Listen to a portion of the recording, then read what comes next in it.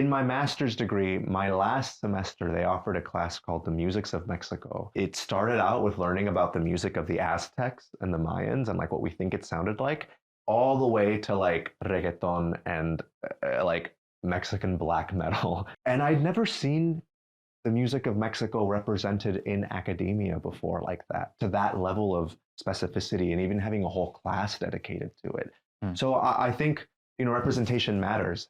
And I think that I had kind of, not intentionally, but I had kind of almost left it behind a little bit, like mariachi and traditional like Mexican folk music. That kind of was a bit of a wake up call of like, oh my gosh, like I didn't realize that there's such a rich history here. At the same time, my grandma, who I grew up with and spent a lot of time with growing up, she was like my second mom.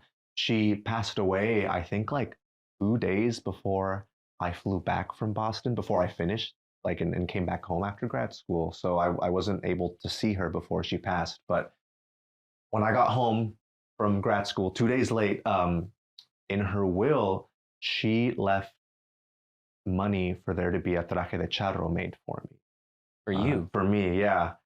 She's from Jalisco and from the Chapala area, and I guess she wrote that she always wanted to see me in one, and I was really touched, and also I was kind of like, wait, like I wish she would have asked me when she was alive. Like I would have gladly done it, and I know sometimes like she didn't want to impose, like that was kind of her personality, So I think that maybe she was just like being really almost like light about it, but yeah, she left that money, and I was really really touched. And again, it was the pandemic, so I thought that I was going to stay in Boston and try and make a career as an opera singer there, but the theaters were closed, and so I came back home, kind of dejected, pandemic depression, losing a loved one, and professionally in opera, not really feeling like I had a lot going for me, and I come home to that kind of thing.